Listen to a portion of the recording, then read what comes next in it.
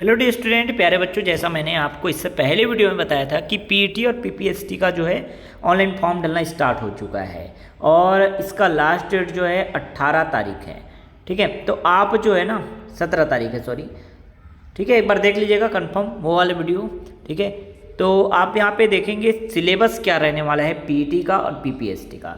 तो एक एक करके देखेंगे। सबसे पहले पीटी 2025-26 का सिलेबस क्या रहेगा। ठीक है, तो यहाँ पे देखिए सबसे लास्ट में पहले मैं आप लोगों को ले चलता हूँ जहाँ बताया कि भाई आपके सब्जेक्ट कौन कौन से होने वाले हैं। यहाँ देखिए, ठीक है, आपका स्कीम ऑफ एग्जामिनेशन कैसा होगा। तो यहाँ पे देखिए सबसे पहला सब्जेक्ट आपको फिजिक्स का मिलेगा जो कि 50 क्वेश्चन 50 नंबर के लिए आएगा, और केमिस्ट्री का आपको 50 क्वेश्चन 50 नंबर के लिए मिलेगा। मैथमेटिक्स मिलेगा आपको 50 क्वेश्चन 50 नंबर के लिए। टोटल 150 क्वेश्चन आएंगे और 150 मार्क्स का ये पेपर रहने वाला है। ठीक है, तो ये सिंपल सा स्कीम ऑफ एग्जामिनेशन है। ये जो सिलेबस है ना 11th और 12th के बेसिस पे रहने वाला है। ठीक है, 11th प्लस 12th का जो सिलेबस है बस दोनों को मिक्स करके बना दिया गया है सिलेबस। अभी देखते हैं पूरा सिलेबस, डिटेल सिलेबस मैं आपको यहाँ पे दिखा दे रहा हूँ। देखिए सिलेबस आपके स्क्रीन पे दिख रहा होगा। ठीक है, यहाँ पे देखिए फिजिक्स का क्या क्या चैप्टर आने वाला है। तो फिजिक्स का जो है मेजरमेंट जो कि मापन होता है, काइनेटिक्स गतिकी, फोर्स लॉ ऑफ मोशन, ठीक है, बल और गति के सिद्धांत। ठीक है, फिर उसके बाद वर्क एनर्जी पावर, इससे क्वेश्चन आने वाला है। ठीक है, rotational motion, movement of inertia, ठीक है, जो आपने घूर्णन गति पढ़ा होगा।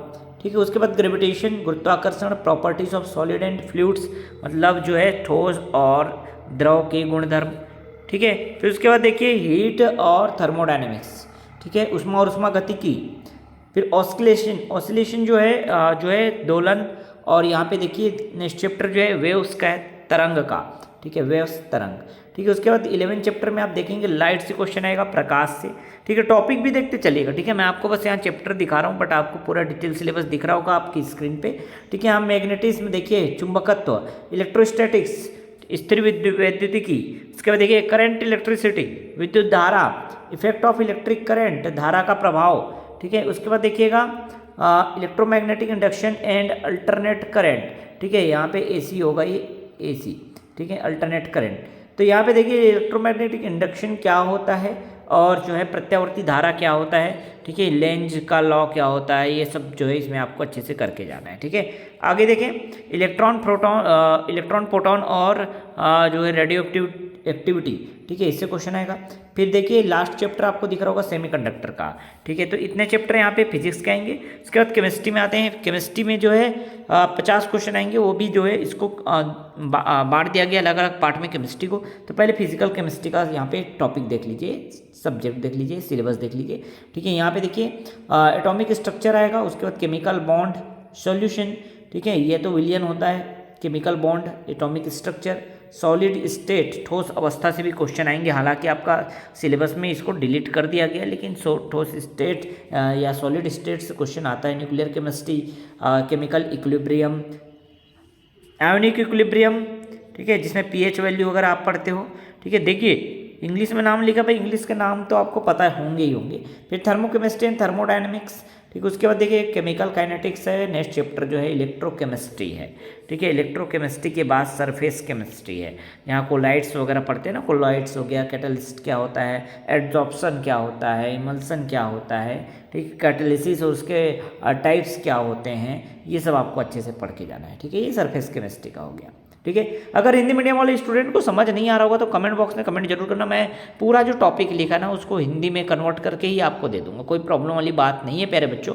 आपके लिए हम इतना जरूर करेंगे, लेकिन syllabus as per the syllabus जैसा दिया हुआ है। ठीक है, इंग्लिश मीडियम में ही दिया है तो हम इंग्लिश में आपको शो कर रहे हैं, यहाँ पे बता रहे हैं। वैसे भी आप 12th वाले स्टूडेंट ना, होशियार बच्चे, आप इतना तो जानते ही होंगे। उसके बाद देखिए इनऑर्गेनिक केमिस्ट्री में, देखिए इनऑर्गेनिक केमिस्ट्री, अभी फिजिकल केमिस्ट्री का जो है टॉपिक खत्म हुआ। इनऑर्गेनिक में देखिए प्रिंसिपल ऑफ मेटलर्जिकल ऑपरेशंस। उसके बाद देखिए केमिकल पीरियोडिसिटी।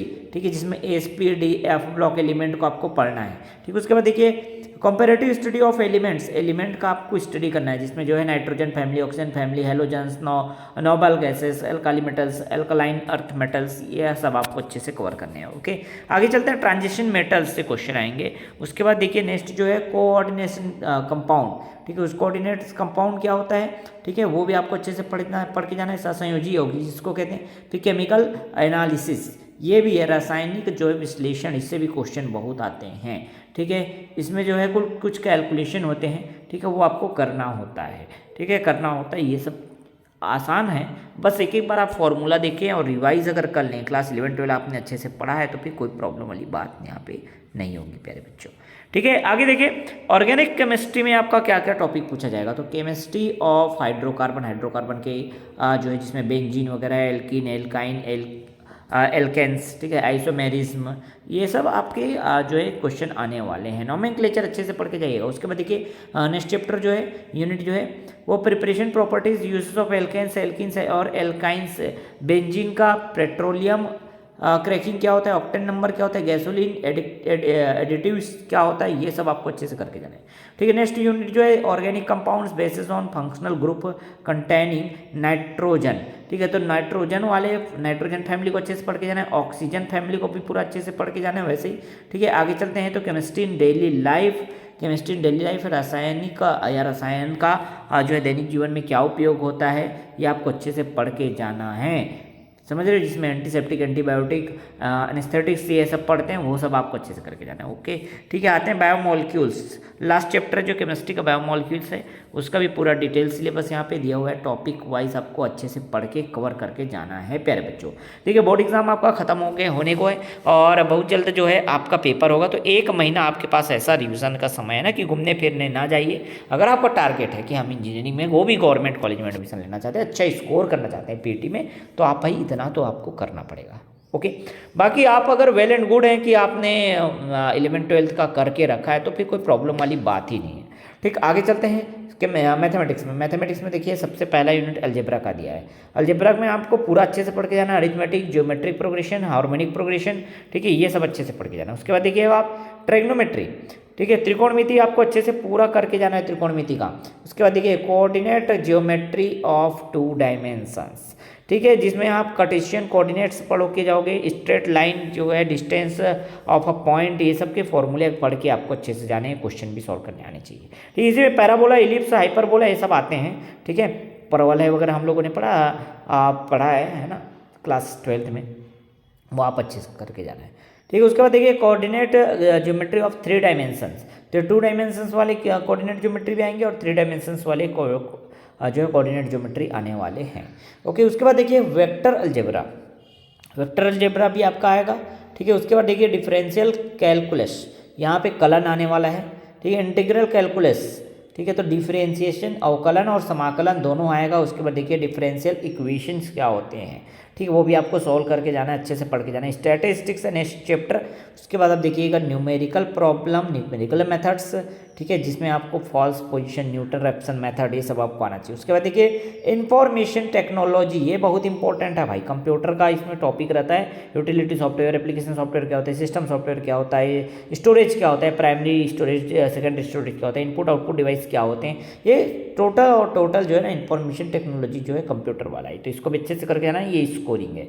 ठीक है, तो इतना ही है मैथ्स में, ज़्यादा चैप्टर नहीं, मैथ्स में 11 ही चैप्टर यहाँ पे दिख रहा होगा आपको। ओके, तो ये पूरा कंप्लीट सिलेबस था पीईटी का।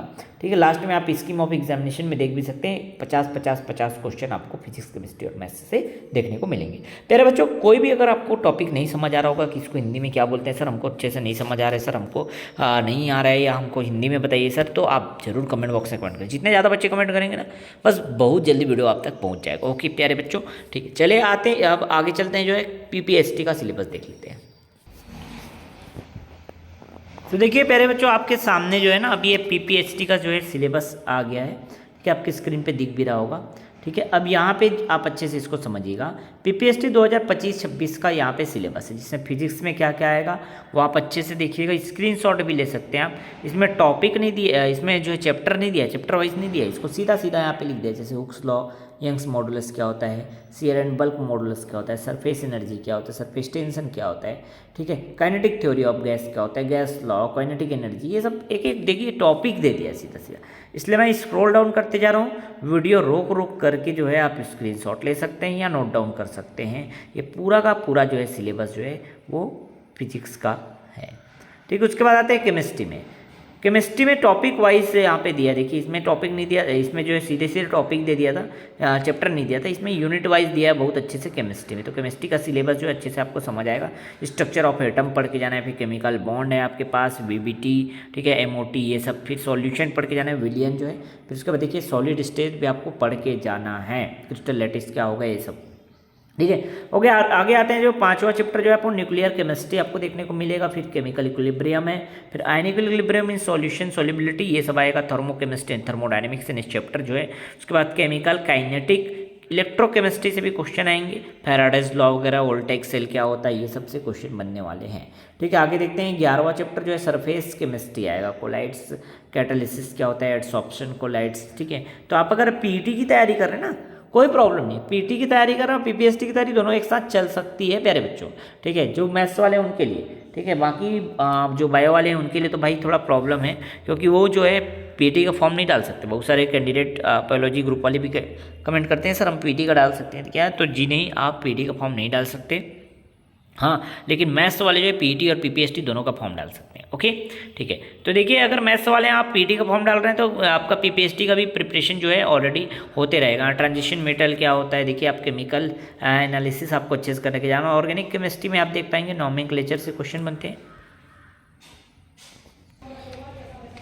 मैथ्स का सिलेबस आप देख सकते हैं, मैथ्स का सिलेबस क्या रहने वाला है यहाँ पे आप देखिएगा, ठीक है। केमिस्ट्री का भी देख लिया आप, ऑर्गेनिक केमिस्ट्री। उसके बाद मैथमेटिक्स का देख सकते हैं, मैथमेटिक्स का भी सिलेबस आपको दिख रहा होगा, बहुत सिंपल सा है। अगर आप पीटी का सिलेबस देख लिया ना, कवर कर लिया, तो फिर इसमें कोई प्रॉब्लम वाली बात नहीं है, ठीक है। अब यहाँ पे देखिए बायोलॉजी ग्रुप वालों के लिए बायोलॉजी का सिलेबस यहाँ पे रहेगा, ठीक है। तो बायोलॉजी का क्या सिलेबस है वो आप अच्छे से देख लीजिए बायो ग्रुप वाले के लिए, ठीक है। तो ये जो है ना, भाग 2 आपको जूलॉजी मिलेगा। देखो पहले भाग 1 है जिसमें आपको बॉटनी मिलेगा, ठीक है, वनस्पति विज्ञान, ठीक है, भाग 1 में। उसके बाद आपको भाग 2 में ना, भाग 2 में जो सिलेबस है वो प्राणी शास्त्र का है, जूलॉजी का है। इसको भी आप अच्छे से देख लीजिएगा पूरा। अगर आप बायोलॉजी ग्रुप वाले हैं तो इसको अच्छे से पूरा कवर करके जाइएगा। तो ये कंप्लीट सिलेबस था, ठीक है। बाकी और किसी भी सेक्शन में किसी भी चीज़ में अगर आपको डाउट होता है तो कमेंट बॉक्स में कमेंट कीजिएगा। ये पूरा कंप्लीट सिलेबस मैं आप लोगों को यहाँ पे दिखा दिया हूँ, एक आपको ओवरव्यू दे दिया हूँ कि भाई क्या क्या आने वाला है, ओके। फिर भी कोई डाउट होता है तो आप ज़रूर बताइएगा कमेंट बॉक्स में। मिलते हैं नेक्स्ट वीडियो में।